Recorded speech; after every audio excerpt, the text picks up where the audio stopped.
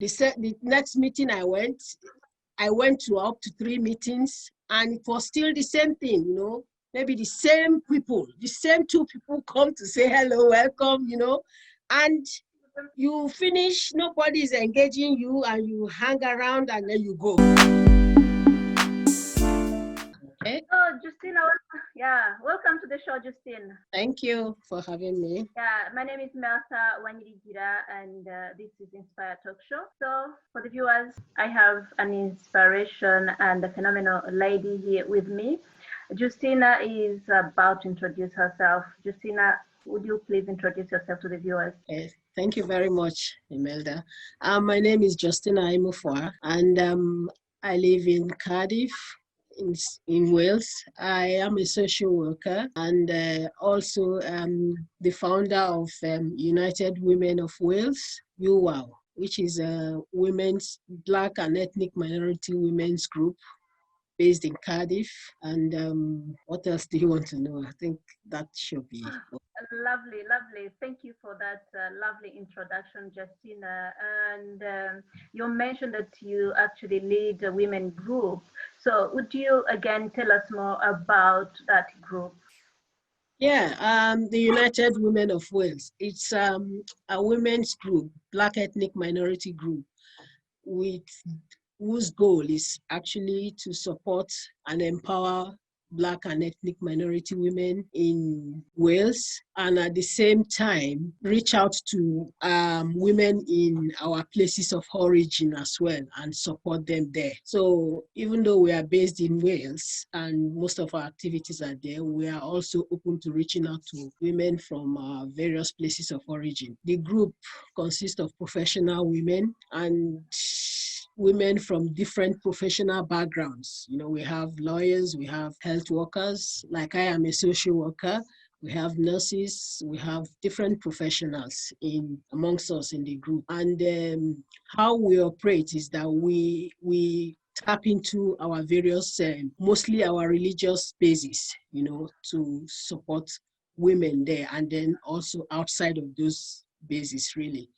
And we support and empower women through counseling, signposting them to support services, and also standing in the gap where necessary for them. We also engage in educating and promoting awareness on issues that are pertinent to us women, particularly health issues, And we do this through various activities like workshops, seminars, and that's what we do so far. Right. It sounds like a sanctuary place for women. Yeah. And I love the fact that you have all the professionals that are able to provide the required services. But you've just mentioned about you being affiliated with your religion and supporting women from maybe your church communities. Should those women have a particular religion, or you just help every type of woman? Like I said, we are all from different backgrounds, different professional professions, and we are all Muslims, Christians, whatever your religious background. I am a Christian, but we also have members who are Muslims and who also have different religious beliefs. We have a Hindu, so wherever the religious need is, we have somebody that can cater to it. So it's not just one particular religion. The same way the group is open to all manner of people. It's not for Christians but usually when you belong to a religious group, it doesn't matter whether it's a Christian group or a Muslim group, you have women, you are engaged in that group, so you have access to your core target audience from there as well as outside of that group. So that's what we take advantage of. Such communities. Yeah, excellent. So again, you mentioned that you help women, mostly the migrant women. Could this be maybe linked to your personal experience? How was your journey when you first came to Wales? How long did it take you to integrate? What did you need? And what do you think would have done maybe for you in order to integrate earlier as you're helping others not to go through the same process? Yeah, thank you for that question, because that question is actually one of the main impetus that led to us, coming up with this group. We started with 4 friends. 4 of us are friends. We've been friends for long. And we're always sharing our experiences of when we first came to this country, and what we went through. And there was a day we all sat down, in a social gathering, and we were just reminiscing on how far we've come, what our experiences were. And we realized that we all had the similar experiences in terms of challenges. We came here from a society that is more like where you have an extended family support network on ground for you. And then you come here and you are just thrown in the mix, you on your own or with your husband with no support. And apart from the fact that you don't have that support, you don't even know if there is anything existing that you can fall back on here. So there was also ignorance of what is available in this society, because we come from a very cultural society with this extended family network. But here, even though they don't have that as such, there are structural or institutional support networks there for people. But we found out that we were ignorant of this, so we couldn't even access these things. So while we were talking about that, and we said, you know what, more and more, because every day in our various, like in my church, as a church leader there, I counsel women a lot. And we have a lot of asylum seekers, and other Black ethnic minority women who are going through challenges, And we found out that they are going through the same experience that we went through long time ago, So which means it's just repetitive. There is nothing on ground for these women to come to for support, And that was why we thought, we have to come up with something that will be there for those coming after us now, so that they won't have to go through the difficult challenges that we had to go through to settle in here, So that's actually how this group came about. And we've been at it. We've been trying our best to make sure that we are up to that goal that we set ourselves. So, but what are the challenges or difficulties that an immigrant woman faces when they come here in the first place? It could be maybe from your experience or from what you see on a daily basis. What are main challenges that they face when they first arrive here? We know that could be yes. When they come here, first of all, I went through that in the first place, depending on how they come in the first place. Like those who come with family, with children, there is that challenge of looking after the children, childcare cost is very expensive here. Whereas back home, where we come from, like I said, we have that extended family support to help us with childcare, But you don't have that here. And if you even want to use the commercial childcare provision that is there, it's too expensive, And a lot of us come and we have to go through some transformation, sometimes complete career change from what we were doing before we came here, So all those things put some pressure on us, And that is what I find that a lot of women are still going through even till now. When they come in, they are lost, They don't even know where to go for all kinds of support. And when they are grab any type of job without thinking, is this right for me? Can I get something better than this? So they don't feel like they have choice. They don't feel like they have to. And a lot of this also causes anxiety and pressure on them. And then you have the added issue of some mental health issues coming to play there, So we deal with a lot of them, they are depressed because they are so stressed. They don't know what they are, they can't really help themselves much.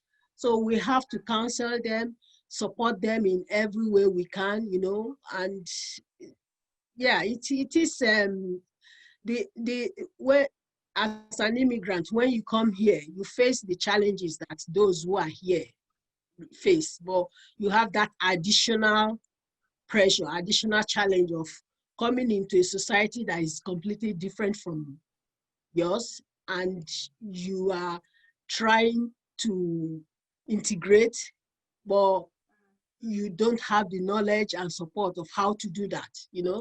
So it is like we call it, you say it's like a double whammy. That's what it's That's like right. to immigrants. Yeah. That's right. And I'm just trying to imagine this is a place that we call home, and we've got to engage in the community. Yeah. We've got to be responsible and reliable citizens here. But if there is such a barriers that are not addressed or we are not even aware of, how do you think we can engage? And how is the organization, by the way, helping women to engage and integrate in the community? Yeah, we are doing we are doing a lot to help, because actually it's very important that we engage, we participate actively, in the society we've now called home. We have to engage. If we don't engage, no, how do we present whatever issues and challenges we have? We have to engage. And one of the ways we are doing that in my group is that we organize workshops and seminars. We organized not too long ago as a workshop on mental health, the challenges for Black and ethnic minority women, where we had an expert come to talk about the mental health challenges and the limitations, and some of the points some of the points that were revealed in that workshop was the issue of stigma and how it affects, our community mostly, how people are shy to even say they are depressed or they have some kind of mental health challenges. So we were able to raise awareness among the women there. And of course, they will carry it, they will transfer it, pass the message on. We were able to raise that awareness that it's not something that is shameful, and we're also able to point them to the support that is there, because that's one of the things the workshop we had revealed, that we are less likely to use the support, all the various support structures in place within the health sector and even the social sectors. The Black and ethnic minority people, especially even the women, are less likely to use those, to access those facilities, to go for treatment, to access all the support. And when they even go for treatment, to sustain that treatment is also another problem. So those were a lot of things that were revealed in that workshop. And we were also able to tackle what we can do to address those issues that were revealed to us. I mean, we're not talking about mental health now, but the figures were really alarming. But again, and in that workshop, for instance, we were able to raise the consciousness of the women that attended. So they now knew the importance of really looking after their mental health, speaking out about it, going out, and they know where to go, because we had all the information of the support system in place, where they are, the contact details and all. So that's one of the things we do. We signpost them to the support that is out there for them. We did that. That was on mental health. We're also doing things like empowering women as well, empowering ourselves, because you have to be empowered to be able to achieve your full potential in this society, and that's one thing we're passionate about.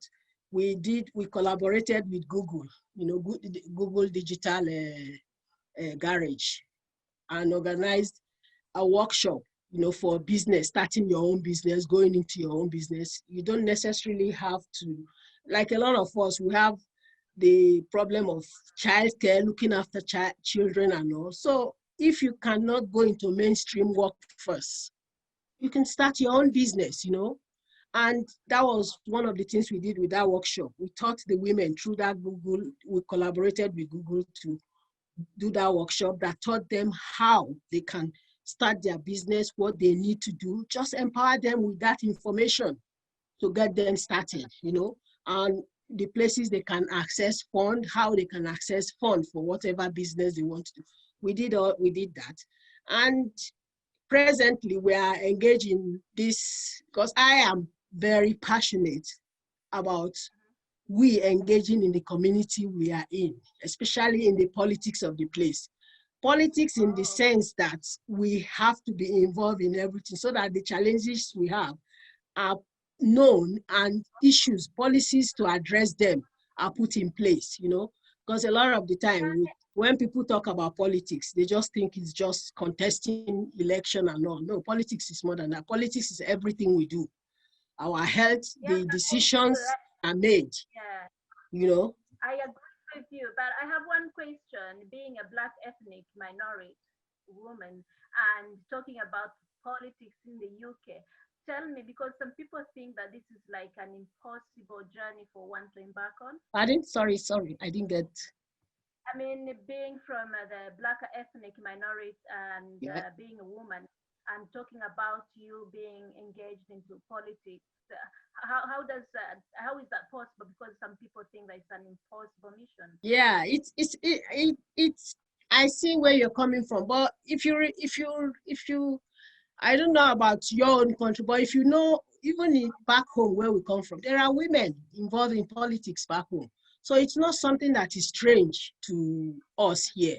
But what I find is that because we are so engrossed in the struggle to survive, mainly, the struggle to survive from day to day, every other thing is pushed. We don't even have the time to think about the engaging in the community we live in, because the struggle for survival is just overwhelming for us. But again, you can always do that. In fact, getting engaged in our communities actively can even be an answer to that struggle to survive. You get what I mean? So that's the way I see it. So I believe women, especially Black and ethnic minority women, need to be engaged. I know there are some cultural beliefs and practices that limit us, but even then we can still overcome those, because this society is different a bit from where we are from. So the men mainly are more, they don't have a choice but to understand eventually that they have to they say when you are in Rome, you do as the Romans. You get what I mean? So they are beginning to know that they have to adjust their thinking about the place of we women, and learn to support their women to be who want to be engaged to do so, without any undue pressure. And that's what the awareness is about, because that awareness is not just for women as well. We have to, educate our men as well of the importance of supporting women in doing this. Yeah, but again, Justina, some people think that, well, there is that need and desire to engage, but there's no inclusion. Some people don't feel really welcome. They don't feel like this is a place like where they belong, especially when they want to do certain things that they don't feel like really they belong there. They don't feel that sense of inclusion. How is it for you? I totally agree with that, because I am a member of the Labour Party, and I try to be actively engaged in the party. I am always there at the conventions and all that, not because I'm particularly interested in a political position as such, but I just feel that I need to engage in a party that has the same ideology that I have, and be able to put, like what we are discussing now, put my own perspective, and challenges, be able to express them, put them there, so that those who are in a position to act on it will have it. And when they are taking decisions, it can be incorporated in those decisions to make changes to my life. If I'm not there, how will they know what are my challenges? If I'm not there, if I don't participate and put in. I remember when I joined the Labour Party, I've always voted Labour. I vote during the election, but I have never really been a member, a card-carrying member of the party, until 3 years ago. And I remember my first time when I attended one of the meetings. I was the only Black person there, male or female. I was the only Black person. And when I got there, yeah, some people said, hello, welcome. But like you said, I didn't feel welcomed, I didn't feel that it might just be my own feeling, but that was how I felt, really. I didn't feel that I was welcome, but that didn't put me off, One or two people came, oh, how are you? And this, that, oh, you're welcome and all that. But it's different. It's not they just coming to say hello to you. There's that kind of camaraderie that was there that I didn't feel I was part of, but it didn't put me off. The next meeting I went, I went to up to 3 meetings, and it was still the same thing, Maybe the same 2 people come to say hello, welcome, and you finish, nobody's engaging you, and you hang around and then you go, I had that experience for a few meetings, but eventually I said, no, I'm not going to just hang around and wait. The next meeting I went particularly to somebody, and I said, look, I want to know, is there any other group, like the women's group, the Black and ethnic minority group within the Labour Party and all that I would like to know, And straight away, I was given those information. I asked for them. If I didn't ask, maybe nobody will have, you get what I mean?